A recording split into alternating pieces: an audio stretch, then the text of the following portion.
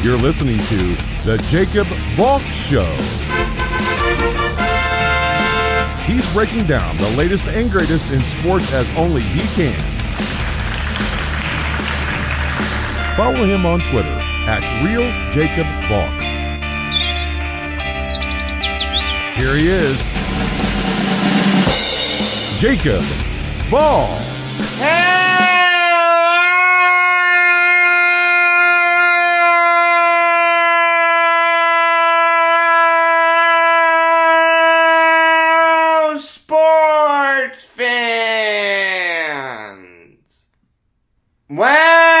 Welcome to another edition of the Jacob Valk Show.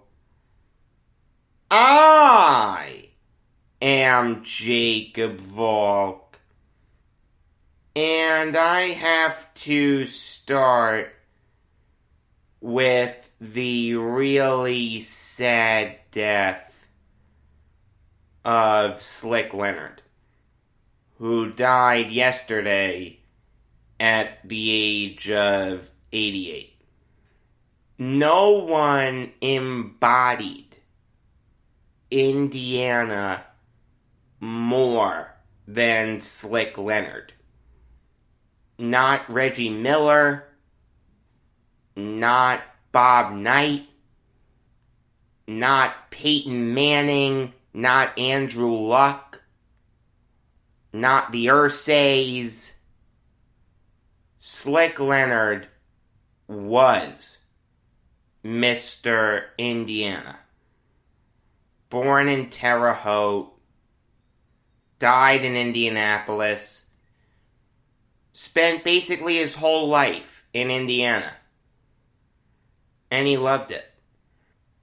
He went to college at the University of Indiana. While there, he made one of the clutchest shots you can make. It's 1953. The March Madness Championship game. Indiana versus Kansas. Just to give you the Cliff Notes version, Slick Leonard is at the free throw line. He's got to hit a free throw if Indiana's going to win. What does he do? He hits the free throw. The Hoosiers win the national title. That year, Leonard was named a third-team All-American by the AP, and the year after that, he was a consensus second-team All-American. He had to leave Indiana because he was selected by the Baltimore Bullets in the second round of the '54 draft. But not before Leonard spent 2 years in the Army. Now, truthfully, I don't know if he spent time overseas, but what I do know is that Leonard missed 2 of his best years while serving our country. When the Baltimore Bullets disbanded in late 1954, Leonard's rights were picked up by the Minneapolis Lakers. And that's where Leonard spent most of his playing career. And he put together a good career. He ended up averaging about 10 points a game, about 3 rebounds per game, 3.3 assists per game. Not a bad player. But then he got into coaching. His last year in the NBA was with the 62-63 Chicago Zephyrs. Jack McMahon was their coach to start off that season. He was absolutely dreadful, so he was fired, and Slick Leonard became a player coach. He didn't do much as their head coach, whether it was in Chicago or Baltimore. Just to give you an interesting piece of history, the first iteration of the Baltimore Bullets disbanded in 1954.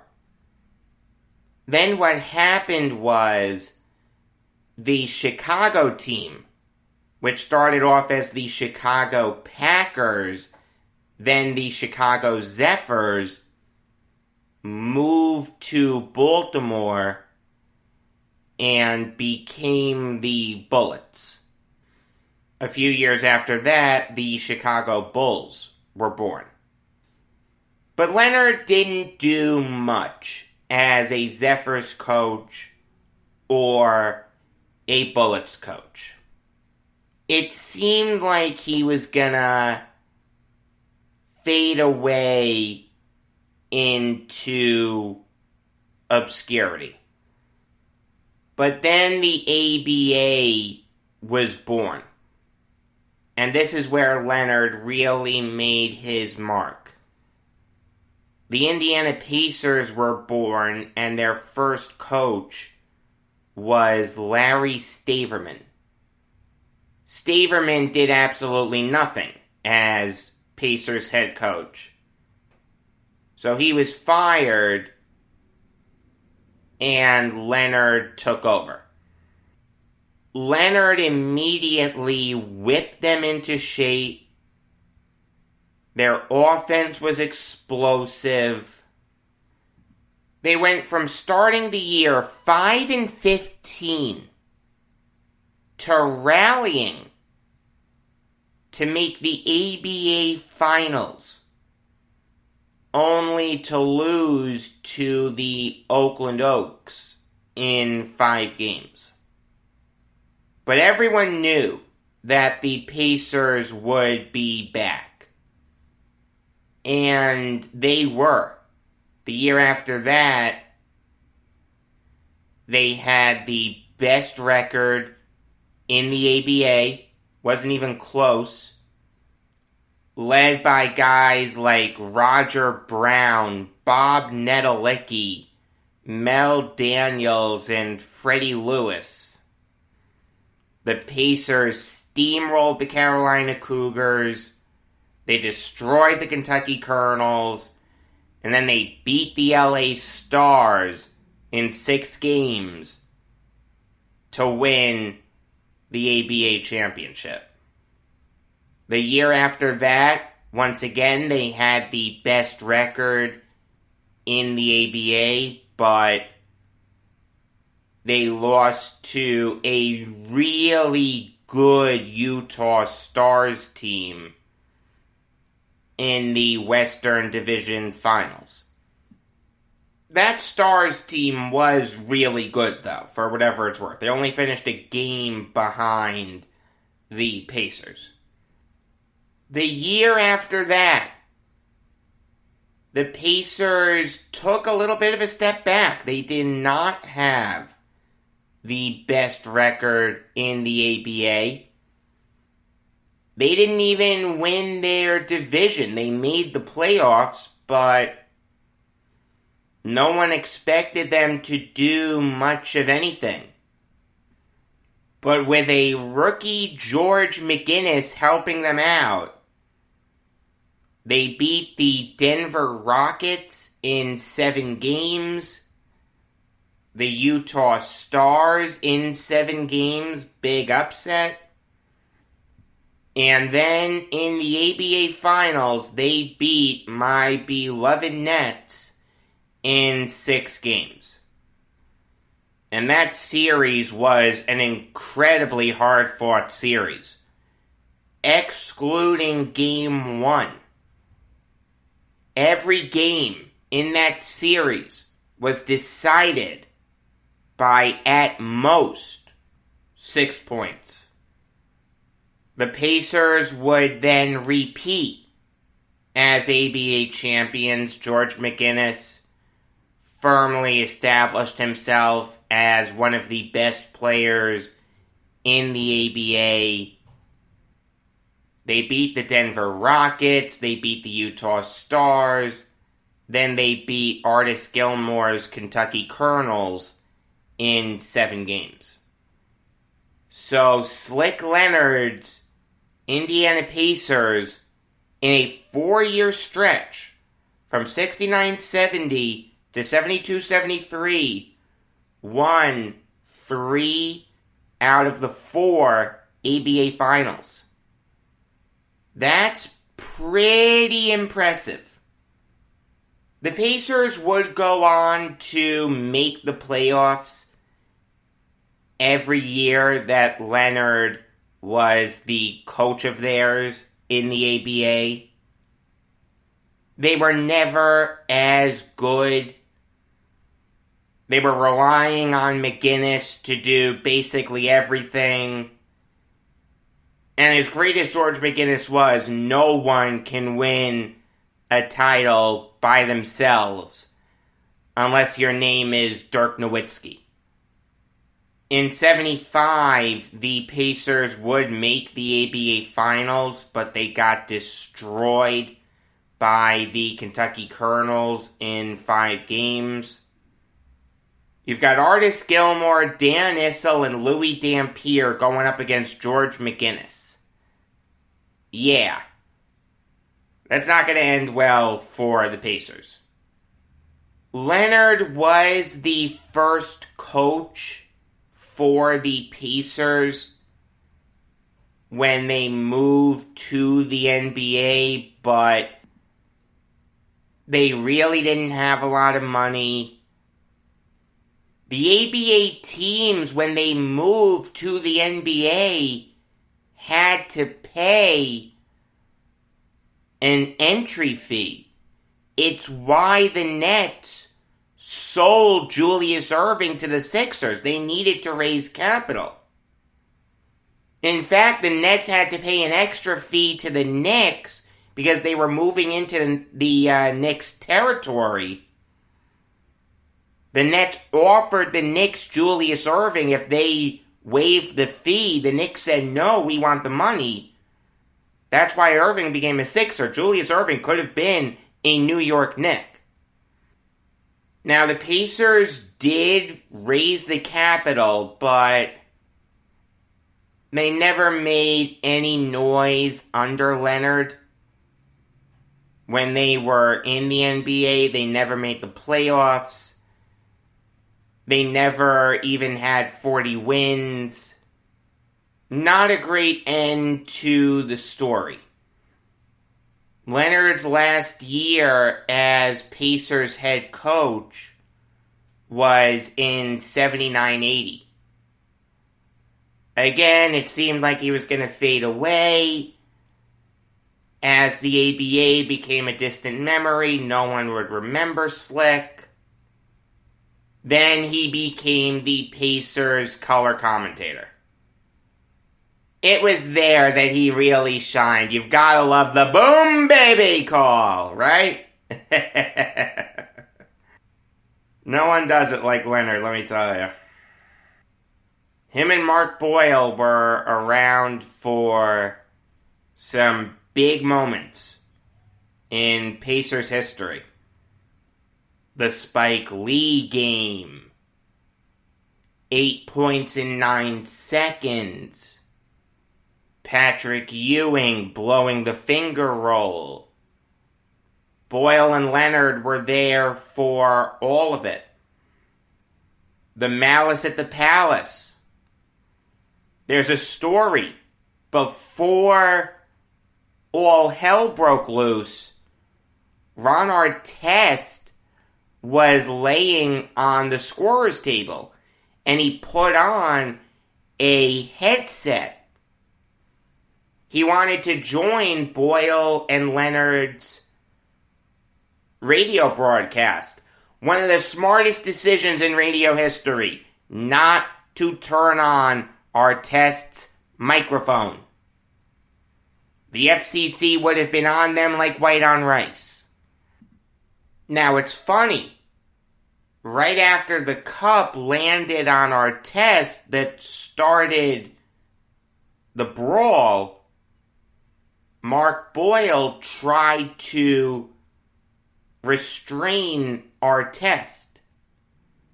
I don't begrudge Boyle for doing that.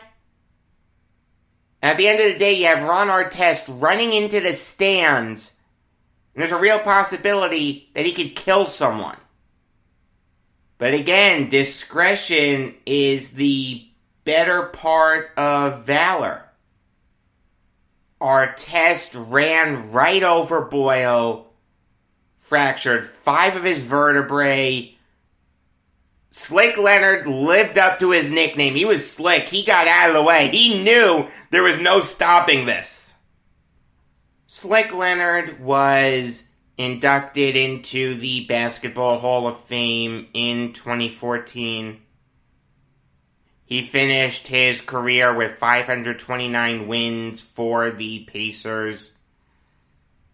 That number is in the rafters at Bankers Life Fieldhouse. Like I said, no one embodied Indiana more than Slick Leonard. May he rest in peace. I feel like after a Slick Leonard eulogy, you have to talk about the Pacers game. I feel like that's a law somewhere. Or if it's not, it's one of those unwritten rules. Unfortunately for the Pacers, they did lose yesterday. They lost to the Clippers, 126-115. Paul George dominating his old team. Put up 36 points. And this is now a scary Clippers team. Let me tell you, they've won 6 straight. They're third in the West by 3 games. They're the hottest team in the NBA right now. You don't want to go up against them. And I give George a ton of credit for this. He realizes the effect that his mental health can have on his performance. And not just his performance, any player's mental health would have an impact on their performance. I mean, we all remember in the bubble how bad George was. He came out and said, hey, mentally I'm struggling with this. It was tough what we asked those players to do. I give George credit for being so open about it. And he's open about this too. When he missed those 7 games with that toe injury in February, he put the injury into perspective. Mind over matter. I'm not going to let this slow me down. George has said that it's still hurting him, but you wouldn't know it. He's shooting 47.7% from the field, 43.8% from beyond the arc, both career highs. He was Western Conference Player of the Week last week. Let this be a lesson to all you young kids out there. Mental health is real. It's nothing that should be laughed at. Do not ignore it. Do not begrudge people for seeking help. Let me tell you, if you're not feeling well mentally, you're depressed, you're easily agitated, whatever the case may be, and you don't seek help, you're the weak one. It takes a real man to admit that he needs help. There's nothing wrong with needing help. George needed help. He got it. And because he got that help, the Clippers are the hottest team in basketball right now. Kawhi Leonard's out with a foot injury. Doesn't matter. 100% Paul George is capable of winning games by himself.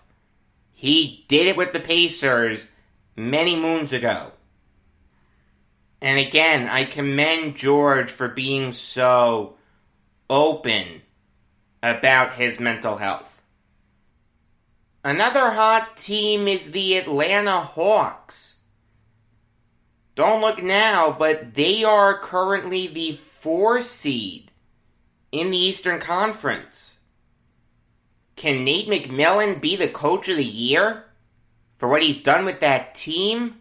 He inherited a team that was 14-20 under his good friend Lloyd Pierce. McMillan comes in, whips them into shape. He's 16-5 with the Hawks. And they now have home court advantage in the first round of the playoffs. Look, I understand McMillan isn't going to get Coach of the Year. It's got to be Monty Williams for having the Suns as the 2 seed after missing the playoffs last year. I don't care that they brought in Chris Paul. That's impressive. Is he going to get Eastern Conference Coach of the Year? Which, granted, isn't a real thing, but for argument's sake, let's just make it up. Probably not. That probably goes to Tom Thibodeau. Either Tibbs or James Borrego. But probably Tibbs. Look, the Hawks are playing great basketball right now. Clint Capella had an incredibly dominant game. 19 points, 21 rebounds. Are you kidding me? Listen to all the Hawks that didn't play yesterday. DeAndre Hunter, John Collins, Danilo Gallinari, Trae Young, and Cam Reddish. They had Solomon Hill playing 30 minutes. They had Nathan Knight playing 17 minutes. They still won. Give McMillan credit. Give Capella credit. Give Bogdan Bogdanovic credit. He was the high man with 23 points. Brandon Goodwin had 18 points. Kevin Huerter had 17 points. The Hawks are rounding into form at the right time. They're going to be a very tough out in the playoffs. You can't give McMillan enough credit for what he's done for that Hawks team. Moving on now to Thunder Jazz, and it's really sad. You've got Lou Dort, a defensive specialist, having the game of his life. He drops 42 points. Yet his teammates combined for just 54. The Jazz won by 10. The story isn't the Jazz winning. Alright, the Jazz have a real chance of winning the Western Conference. The story is the Thunder. And look, we knew that the Thunder would be bad. Obviously, trading Chris Paul, trading Dennis Schroeder, trading Kelly Oubre, trading Steven Adams, losing Danilo Gallinari in free agency. But it's still tough to see the fall from grace that they've taken. I mean, as recently as March 22nd, the Thunder were just 2.5 games behind the Grizzlies for the 10 seed. And all you need in this season is to get the 10 seed to have a chance to make the playoffs. As we all know, there's going to be a play-in tournament. The 7 seed will play the 8 seed. The winner of that game gets the 7 seed. The loser of that game faces the winner of the 9-10 matchup. Whoever wins that game is the 8th seed. The Thunder were right there in the hunt. They've lost 10 of their last 11. Their one win came against a dreadful Toronto Raptors team. Yeah, it's tough. I don't care that you entered the season with no expectations. Losing 10 of your last 11 and making it so you have no chance of making the playoffs, when you did have a fighting chance of making it less than a month ago, that's tough. I will say this, though. The Thunder have a legitimate building block in Moses Brown. And it's so funny, because he went to my friend's high school. Archbishop Malloy High School in Queens. Brown came up with last year's Trailblazers. My buddy Jim, that's the guy's name. He and some of his friends who went to Malloy saw Brown play. They were not impressed. They said he was built like a stick, did nothing in that game, didn't impress him. Then they're flipping through the channels and they see Moses Brown playing for the Trailblazers. It's like, whoa, did this guy have a growth spurt or something?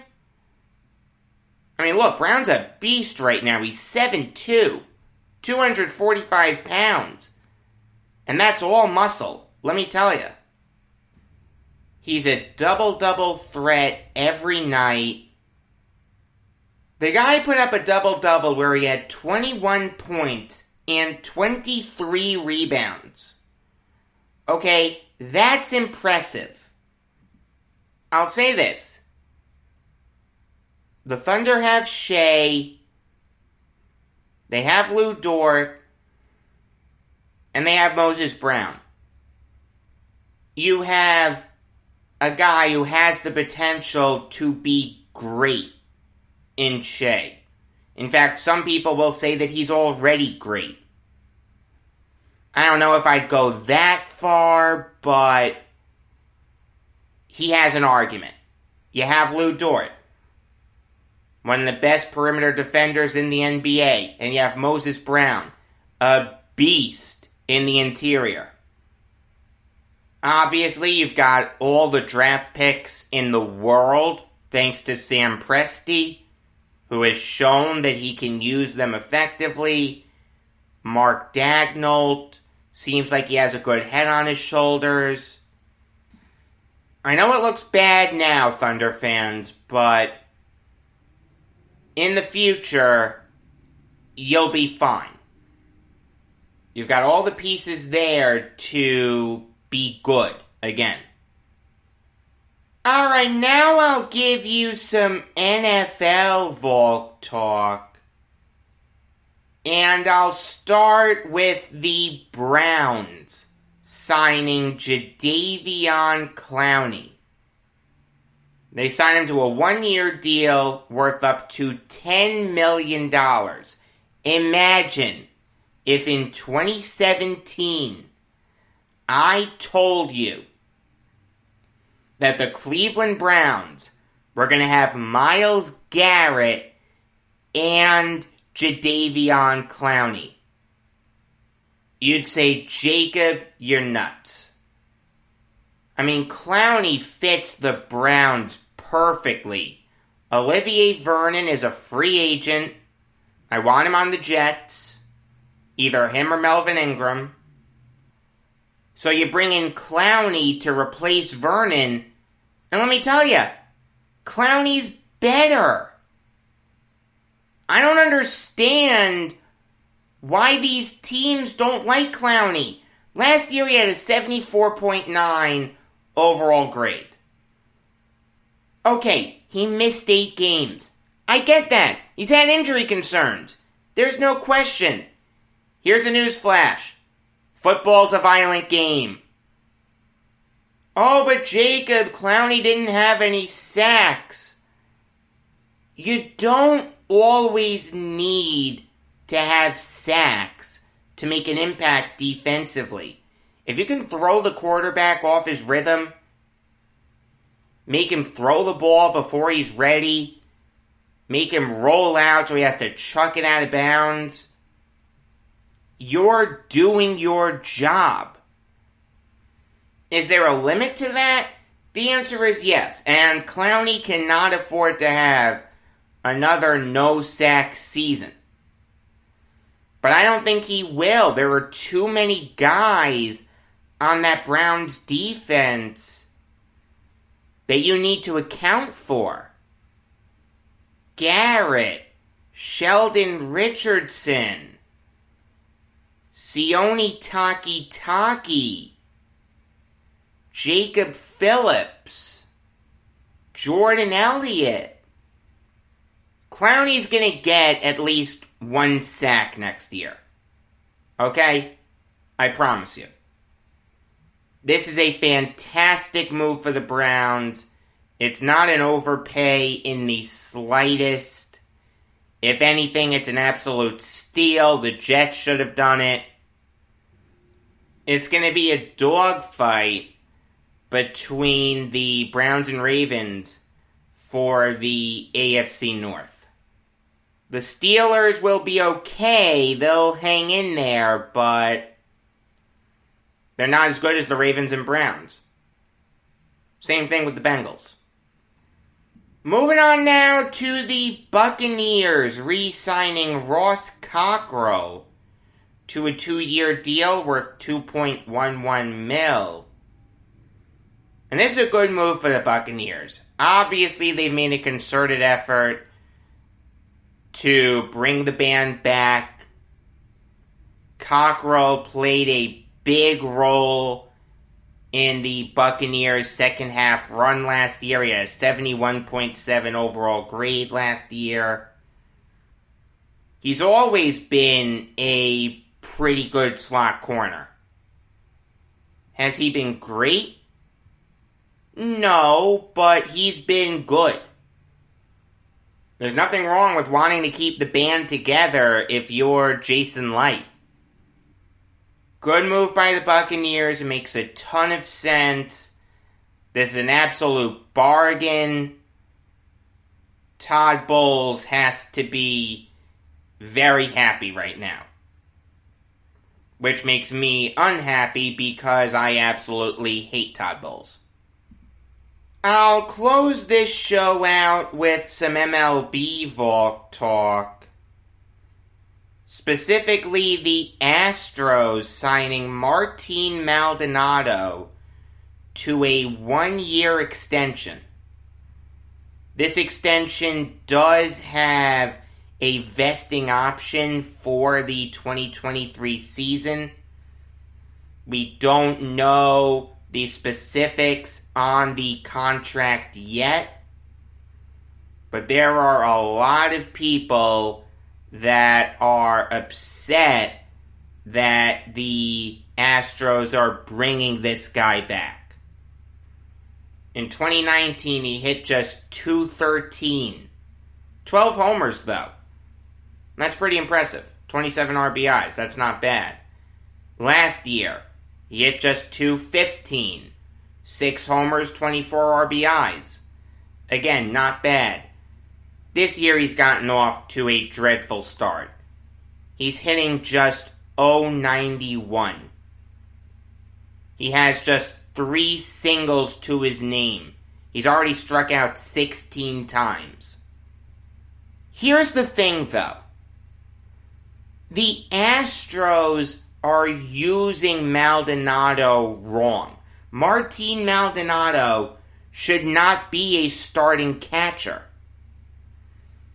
What Martin Maldonado is an all-glove with some pop. Not, Mike Piazza level pop, but it is there. Backup. That's all he is. He's a backup. He should not be starting. There's a role for Martin Maldonado in the league. He's one of the best defensive catchers in the game. He's a former Gold Glove winner.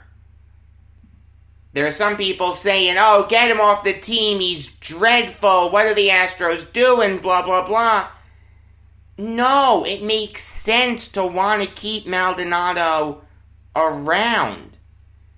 It's just, he shouldn't be starting. The Astros entered this season with Martin Maldonado and Jason Castro as their catchers. This isn't 2013 Jason Castro we're dealing with. This is Jason Castro, the third stringer, if I'm being generous, maybe a backup Jason Castro. Maldonado's better. He should be starting over Castro, but in a perfect world, he shouldn't be starting. The Astros made a ton of sense for Real Muto. They never went after him. They made a ton of sense for James McCann. They never went after him. Hell, they could have gone after Wilson Ramos. That would have made sense. He's off to an incredible start with the Tigers. At this very moment, he's leading the majors in home runs. He had 5 all last year. Now he has 6. Unreal. I don't mind the Astros keeping Maldonado around. The thing is, though, he should be a backup. Let him play like 60 games a year. I'm okay with that. But if he's going to play 100 games a year, that's not going to work. The Astros do need to upgrade a catcher, but Maldonado can still be a part of their catching core. Until tomorrow, I am Jacob Valk saying that I'm the only man in baseball history who began his career in a slump and stayed in it.